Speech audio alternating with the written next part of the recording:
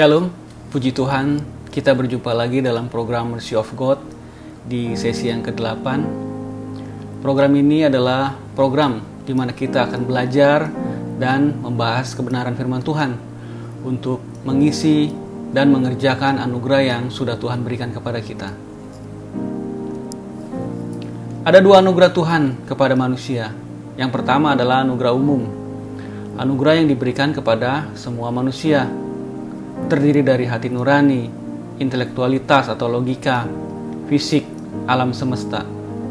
Siapa yang belajar lebih keras pasti akan unggul untuk mengisi anugerah umum ini, karena anugerah umum ini diberikan kepada semua manusia. Tapi ada namanya anugerah khusus, anugerah yang hanya diberikan kepada orang-orang yang menerima Tuhan Yesus Kristus sebagai Tuhan dan Juru Selamat. Hanya terdapat dalam Alkitab sebagai firman Allah yang hidup, terdiri dari keselamatan kekal, kesembuhan dosa, dan perkenanan Tuhan. Sebagai orang percaya, kita akan mempelajari tentang anugerah khusus yang sudah Tuhan berikan kepada kita semua. Tema dari episode kali ini adalah, maukah engkau sembuh dari dosa? Dosa adalah sesuatu yang sangat serius dan sangat mengerikan. Dosa merusak manusia sepanjang sejarah kehidupan manusia. Dosa adalah pemberontakan secara aktif terhadap Tuhan Allah, Pencipta, yang menyebabkan manusia tidak taat, melanggar hukum Tuhan, dan menyimpang dari tujuan Tuhan yang menciptakannya. Pemberontakan manusia secara aktif terhadap Tuhan adalah sebuah dosa yang menyebabkan manusia menjadi tidak taat. Manusia melanggar hukum Tuhan dan manusia menyimpang dari tujuan Tuhan yang menciptakannya. Maka dalam episode kali ini kita akan membahas tentang dosa, supaya kita bisa sembuh dari dosa yang mengikat dan membelenggu serta memperbudak kita semua, agar kita sebagai orang percaya dapat semakin hari semakin serupa dengan karakter Kristus, Sang Juru Selamat. Dasar pembahasan kita ambil dari Roma 3 ayat 23. Karena semua orang telah berbuat dosa dan telah kehilangan kemuliaan Allah. Ini adalah fakta di dalam diri manusia. Akibat dosa, manusia terpisah dengan Allah, karena Allah adalah kudus, sedangkan manusia berdosa. Semenjak Adam dan Hawa memberontak kepada Allah, tidak ada satupun yang tidak berbuat dosa. Semua orang berbuat dosa, termasuk saya dan Anda. Akibat dosa adalah keterpisahan dengan Allah. Dosa menyebabkan manusia terpisah dari Allah. Maka selama manusia tidak bisa lepas, manusia tidak bisa sembuh dari dosa, maka manusia akan terus terpisah dari Allah dan manusia pasti binasa. Maka di episode kali ini kita akan membahas bagaimana kita bisa sembuh dari dosa. Kita mohon pencerahan dari Roh Kudus agar apa yang disampaikan bisa bermanfaat buat kita semua, menjadi berkat dan menambah dan meningkatkan iman kita kepada Tuhan Yesus Kristus. Jenis-jenis dosa. Secara umum ada dua jenis dosa. Yang pertama adalah dosa warisan atau dosa turunan. Roma 5 ayat 12. Sebab itu, sama seperti dosa telah masuk ke dalam dunia oleh satu orang, yaitu Adam, dan oleh dosa itu juga maut, demikianlah maut itu telah menjalar kepada semua orang, karena semua orang telah berbuat dosa. Dosa warisan atau dosa turunan. Adam sebagai manusia yang pertama yang diciptakan oleh Tuhan langsung jatuh ke dalam dosa. Adam memberontak dan tidak taat, sehingga Adam jatuh ke dalam dosa. Sehingga Adam maka maut menjalar kepada semua orang. Dengan dosa Adam ini, maka otomatis semua manusia yang keturunan Adam akan lahir dengan membawa dosa warisan atau dosa turunan, yang berarti bahwa setiap manusia keturunan Adam memiliki potensi atau memiliki natur dosa, yang mana bisa dipastikan setiap manusia pasti akan berbuat dosa karena sudah memiliki dosa warisan atau dosa turunan. Perhatikan ayat ini, Mazmur 51 ayat kelima. Sesungguhnya dalam kesalahan aku diperanakan, dalam dosa aku dikandung ibuku. Bahkan di dalam kandungan ibu saja manusia sudah diperanakan dalam kesalahan dan dikandung dalam dosa. Begitu kuat dan begitu mengerikannya dosa mencengkram manusia, sehingga turun-temurun terus semua keturunan Adam akan membawa dosa warisan ini, akan menurunkan natur dosa yang menyebabkan manusia dipastikan akan selalu berbuat dosa, karena seluruh manusia adalah keturunan Adam. Yang kedua, dosa pribadi. Roma 3 ayat 10. Seperti ada tertulis, tidak ada yang benar, seorang pun tidak. Dosa pribadi adalah dosa yang dilakukan oleh manusia secara pribadi. Dosa aktual, sengaja atau tidak sengaja, yang dilakukan melalui perbuatan secara fisik atau secara lahiriah, yang dilakukan di dalam pikiran, rancangan, rencana, wacana untuk berbuat dosa, itu juga adalah dosa. Yang dilakukan di dalam hati, hasrat dan keinginan untuk berbuat dosa, itu adalah sudah merupakan suatu dosa. Ada dua pemicu dosa pribadi ini. Yang pertama adalah pencobaan dan godaan iblis. Iblis sejak semula adalah pembunuh manusia. Maka sampai akhir zaman iblis akan terus mencoba dan menggoda manusia agar terus-menerus jatuh ke dalam dosa dan menuju kepada kebinasaan kekal. Jadi pemicu yang pertama adalah pencobaan dan godaan dari iblis. Pemicu yang kedua adalah kehendak bebas manusia. Manusia dengan kehendak bebasnya, dengan segala keinginan dagingnya, akan terus-menerus jatuh ke dalam dosa. Karena segala keinginan daging, semua keinginan daging akan membuahkan dosa. Karena daging tidak cocok dengan hal yang rohani. Daging selalu bertentangan dengan roh. Maka pemicu dosa pribadi yang kedua adalah kehendak bebas manusia. Jadi kita bisa melihat di sini bagaimana begitu mengerikannya atau begitu mencengkramnya dosa. Dosa begitu mencengkram kehidupan manusia. Semua aspek kehidupan manusia dicengkram oleh dosa. Tidak ada sisi yang bisa terlepas dari kekuatan dosa ini. Dosa ini begitu mengerikan, begitu kuat, membelenggu manusia. Macam-macam cara manusia sembuh dari dosa. Karena begitu kuatnya dosa, manusia dengan kekuatannya biasanya mempunyai cara-cara tersendiri untuk bisa sembuh dari dosa. Yang pertama, tekad pribadi dengan melatih diri dengan spirit untuk membuktikan. Matius 5 ayat 20. Maka aku berkata kepadamu, jika hidup keagamaanmu, atau lebih tepatnya jika kebenaranmu tidak lebih benar daripada hidup keagamaan atau hidup kebenaran ahli-ahli Taurat dan orang-orang Farisi, sesungguhnya kamu tidak akan masuk ke dalam kerajaan sorga. Cara yang pertama dengan tekad pribadi. Jelas ayat ini Yesus memberikan peringatan bahwa kalau kebenaran manusia tidak bisa lebih benar daripada kebenaran orang-orang Farisi dan ahli Taurat, maka manusia tidak bisa masuk ke dalam kerajaan sorga. Bayangkan, ahli-ahli Taurat dan orang-orang Farisi adalah orang-orang yang sangat luar biasa. Mereka bukan orang-orang yang sembarangan. Keagamaan mereka sangat-sangat hebat. Kebenaran mereka sangat-sangat hebat.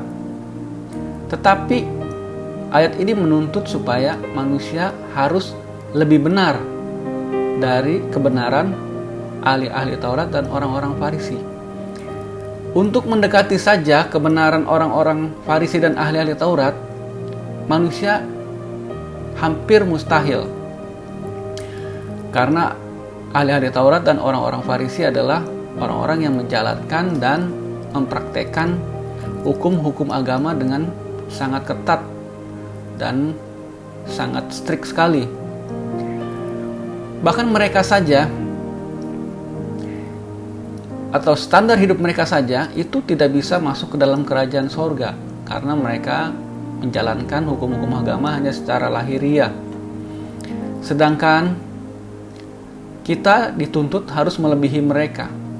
Jadi ada suatu hal yang mustahil kalau kita bisa melampaui kehidupan keagamaan atau kebenaran orang-orang Farisi untuk bisa lepas atau bisa sembuh dari dosa. Karena hukum-hukum agama yang dijalankan oleh ahli-ahli Taurat dan orang-orang Farisi ini itu sudah sangat ketat, sudah sangat strict. Sedangkan kita harus melebihi mereka. Itu adalah suatu hal yang mustahil. Secara manusia, secara lahiriah kita hampir mustahil bisa sembuh dari dosa dengan cara tekad pribadi. Dengan spirit ingin membuktikan. Karena di ayat ini Yesus sudah memperingatkan kita bahwa jika hidup keagamaan atau jika kebenaran kita tidak lebih benar dari ahli-ahli Taurat dan orang-orang Farisi, kita tidak akan berhasil. Kita tidak akan bisa masuk ke dalam kerajaan sorga. Yang kedua, menyogok Tuhan dengan cara berbuat baik. Yesaya 64 ayat 6 bagian A. Demikianlah kami sekalian seperti seorang najis, dan segala kesalehan kami seperti kain kotor. Kain kotor di sini adalah, pembalut wanita yang sudah kotor. Bayangkan, bagaimana kita bisa sembuh dari dosa dengan cara berbuat baik, sedangkan segala kebaikan kita, kesalehan manusia, itu hanya diperhitungkan seperti kain kotor. Pembalut wanita yang sudah kotor. Apalah artinya kain kotor? Apalah artinya kebaikan kita di hadapan Tuhan supaya kita bisa sembuh dari dosa? Karena segala kebaikan kita, segala kesalehan manusia itu hanya diperhitungkan seperti kain kotor. Jadi menyogok Tuhan dengan cara berbuat baik pun itu tidak akan bisa membuat manusia sembuh dari dosa. Yang ketiga, aktif dalam pelayanan agamawi dan terus berusaha menambah jumlah pengikut. Matius 23 ayat 15. Celakalah kamu, hai ahli-ahli Taurat dan orang-orang Farisi. Hai kamu, orang-orang munafik. Sebab kamu mengarungi lautan dan menjelajah daratan untuk mentobatkan satu orang saja menjadi penganut agamamu. Dan sesudah ia bertobat, kamu menjadikan dia orang neraka yang 2 kali lebih jahat daripada kamu sendiri. Cara yang ketiga biasanya adalah aktif dalam pelayanan agamawi dan coba atau terus berusaha menambah jumlah pengikut atau follower. Pelayanan agamawi dan menambahkan jumlah pengikut itu tidak bisa membuat manusia sembuh dari dosa. Karena dengan spirit menambah jumlah atau kuantitas itu sama sekali tidak serta-merta membuat manusia bisa sembuh dari dosa. Orang menganggap bahwa dengan menambahkan jumlah orang yang menjadi pengikut itu seolah-olah diasumsikan manusia berjasa terhadap agama dan bisa membuat manusia bisa sembuh dari dosa. Jelas di sini Yesus bilang bahwa cara-cara seperti ini adalah cara-cara yang tidak benar, karena hanya membawa orang menjadi lebih jahat. Karena menambah jumlah pengikut dengan spirit proselit itu sama sekali tidak bisa membawa manusia sembuh dari dosa. Aktif dalam pelayanan agamawi dan terus berusaha menambah jumlah pengikut bukanlah jalan keluar untuk bisa sembuh dari dosa. Yang keempat, mengenakan jubah agama. Matius 23 ayat ke-27. Celakalah kamu, hai ahli-ahli Taurat dan orang-orang Farisi. Hai kamu, orang-orang munafik, sebab kamu sama seperti kuburan yang dilabur putih, yang sebelah luarnya memang bersih tampaknya, tetapi yang sebelah dalamnya penuh tulang belulang dan berbagai jenis kotoran. Biasanya manusia untuk bisa sembuh dari dosa akan mengenakan jubah dan topeng agama, seolah-olah akan terlihat suci, terlihat kudus di bagian luar, terlihat alim di perbuatan luarnya secara lahiriah. Tetapi Yesus menekankan bahwa kekudusan seorang itu terlihat dari dalam hatinya, bukan dari perbuatan-perbuatan yang lahiriah yang kelihatan mata saja. Topeng dan jubah agama tidak bisa membuat manusia sembuh dari dosa. Topeng dan jubah agama hanya membuat manusia terlihat menjadi munafik dan semakin terpuruk dalam lumpur dosa. Lalu bagaimana sembuh dari dosa? Dosa begitu kuat mencengkeram. Dosa begitu mengikat manusia, bahkan memperbudak manusia. Cara-cara lahiriah, cara-cara dengan mengandalkan kekuatan sendiri supaya bisa sembuh dari dosa sama sekali tidak berhasil. Lalu pertanyaannya, bagaimana sembuh dari dosa? Yang pertama, menerima anugerah dari Tuhan Yesus Kristus. 1 Petrus 2 ayat 24. Ia, Yesus Kristus, sendiri telah memikul dosa kita di dalam tubuhnya di kayu salib, supaya kita yang telah mati terhadap dosa hidup untuk kebenaran. Oleh bilur-bilurnya kamu telah sembuh. Langkah yang utama dan terutama adalah menerima anugerah dari Tuhan Yesus Kristus. Karena kesembuhan dari dosa adalah anugerah dari Tuhan Yesus Kristus. Seorang yang menerima anugerah ini, maka otomatis ia akan sembuh dari dosa-dosa. Karena semua dosanya telah dipikul oleh Tuhan Yesus Kristus di atas kayu salib. Maka bila saudara yang mengikuti program ini yang belum menerima Tuhan Yesus Kristus, mari terima anugerah dari Tuhan Yesus Kristus, supaya semua dosa-dosa kita dipikul oleh Tuhan Yesus Kristus dengan cara menyediakan dan mau menerima Tuhan Yesus Kristus sebagai Tuhan, Allah, dan Juru Selamat pribadi kita. Inilah langkah yang pertama. Yang kedua, mengenali diri sendiri. Matius 15 ayat yang ke-19. Karena dari hati timbul segala pikiran jahat, pembunuhan, perzinahan, percabulan, pencurian, sumpah palsu, dan hujat. Langkah yang kedua adalah mengenali diri sendiri. Sebelum mengenali Tuhan, maka manusia harus mengenali dirinya sendiri. Manusia tidak akan bisa mengenali Tuhan kalau tidak bisa mengenali dirinya sendiri.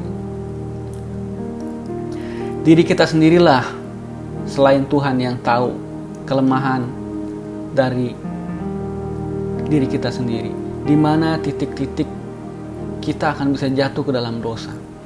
Pembunuhan, perzinahan, percabulan, pencurian, sumpah palsu, hujat, dan sebagainya. Maka bila kita bisa mengenali diri sendiri, kita bisa akan menghindar. kita akan bisa meminimalisir, bahkan membuang di mana titik-titik lemah kita, di mana kita akan bisa jatuh ke dalam dosa dengan cara mengenali diri sendiri. Kalau kita seorang yang lemah dalam hal perzinahan, tentu kita akan bisa menghindari titik-titik atau spot yang bisa mendekatkan kita kepada perzinahan dan percabulan. Kalau kita lemah di titik perjudian, tentu kita akan menjauhi titik-titik atau tempat-tempat di mana kita bisa akan jatuh ke dalam perjudian. Maka pengenalan diri sendiri menjadi salah satu aspek yang penting supaya kita bisa sembuh dari dosa. Pengenalan diri sendiri akan membawa kita kepada pengenalan akan Tuhan. Yang ketiga, tinggal dalam komunitas yang membangun iman dan rohani. 1 Korintus 15 ayat yang ke-33. Janganlah kamu sesat. Pergaulan yang buruk merusakkan kebiasaan yang baik. Komunitas adalah salah satu aspek yang sangat penting supaya manusia bisa sembuh dari dosa.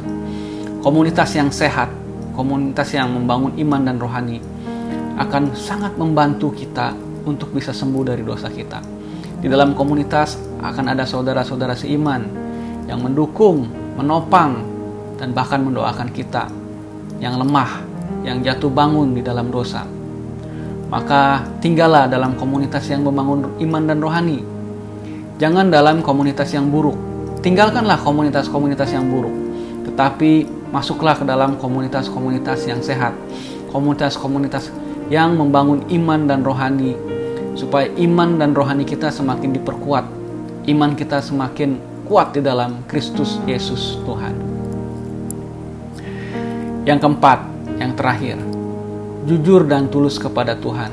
Kalau kita sama sekali tidak berdaya dari ikatan dosa.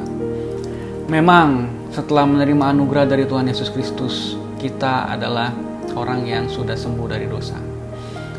Tetapi bagaimana kita tahu kalau kita sudah menerima anugerah itu? Maka indikatornya adalah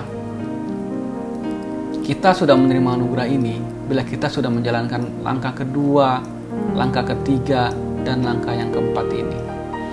Langkah yang keempat adalah kita jujur kepada Tuhan. Kalau kita sama sekali tidak berdaya, jangan pernah kita merasa bisa berkomitmen. Jangan pernah kita berusaha atau bertekad pribadi supaya bisa lepas dari dosa. Berusaha dengan kekuatan sendiri, karena manusia tidak akan pernah berdaya dari ikatan dosa tanpa kekuatan dari Tuhan, tanpa dari kekuatan dari Roh Kudus. Maka kita harus jujur dan tulus kepada Tuhan bahwa kita tidak berdaya dari ikatan dosa. Jujur kepada Tuhan, nangis kepada Tuhan bahwa dosa yang satu ini atau dosa yang dua ini itu sangat nikmat, itu sangat enak. Kita sama sekali tidak bisa lepas. Dosa itu terlalu enak, terlalu nikmat untuk ditinggalkan. Bilang kepada Tuhan, nangis kepada Tuhan, Tuhan, saya nggak mampu, saya nggak kuat. Dosa ini terlalu mengikat, dosa ini terlalu enak untuk ditinggalkan. Berilah kekuatan kepada saya. Maka Roh Kudus yang dicurahkan kepada kita, yang dianugerahkan kepada kita, akan memberikan kita kekuatan. Matius 5 ayat yang ketiga. Berbahagialah orang yang miskin dalam roh di hadapan Allah, karena merekalah yang mempunyai kerajaan sorga. Bagaimanapun keadaan kita adalah orang yang miskin dalam roh di hadapan Allah. Kita tidak punya sesuatu apapun yang bisa dibanggakan di hadapan Tuhan. Kita adalah orang yang miskin dalam roh di hadapan Tuhan. Maka jujur kepada Tuhan, kita sama sekali gak mampu. Kita sama sekali bergantung penuh pada belas kasihan Tuhan untuk bisa lepas dari ikatan dosa. Karena dosa itu begitu kuat. Hanya anugerah dari Tuhan yang bisa melepaskan manusia dari dosa. Bukan dengan komitmen, bukan dengan tekad pribadi manusia. Itulah ada 4 langkah bagaimana kita bisa sembuh dari dosa. Semoga kita bisa menjalankan atau mempraktekkan dan menghidupi langkah-langkah ini supaya kita bisa sembuh dari dosa kita. Saya tutup dengan perumpamaan yang Yesus ceritakan. Kisah orang Farisi dan pemungut cukai. Lukas 18 ayat 9 sampai 14. Satu hari ada dua orang datang ke bait suci untuk berdoa. Yang satu adalah seorang Farisi dan yang satunya adalah seorang pemungut cukai. Orang Farisi ini berdiri lalu berdoa. Ia berkata, "Ya Allah, aku bersyukur kepadamu. Aku bukan seperti orang lain. Aku bukan perampok. Aku bukan orang yang lalim. Aku bukan pezina. Dan aku juga bukan seperti pemungut cukai ini. Aku berpuasa 2 kali seminggu. Aku memberikan persepuluhan dari segala penghasilanku." Tetapi pemungut cukai ini berdiri jauh-jauh. Ia tidak berani menengadah ke langit. Sambil memukul dirinya, ia berdoa, "Ya Allah, kasihanilah aku, orang berdosa ini." Lalu Yesus bilang, "Pemungut cukai inilah yang dibenarkan oleh Allah. Pemungut cukai inilah yang mendapat pembenaran dari Allah. Sebab barang siapa yang meninggikan diri, ia akan direndahkan. Dan barang siapa yang merendahkan diri, maka ia akan ditinggikan." Amin. Saudara, terima kasih sudah mengikuti program ini. Semoga program ini menjadi berkat buat kita semua, menambahkan iman percaya kita kepada Tuhan Yesus Kristus. Dan apabila Tuhan berkenan, kita akan berjumpa lagi pada episode-episode yang berikutnya. Terima kasih dan Tuhan Yesus memberkati. Amin.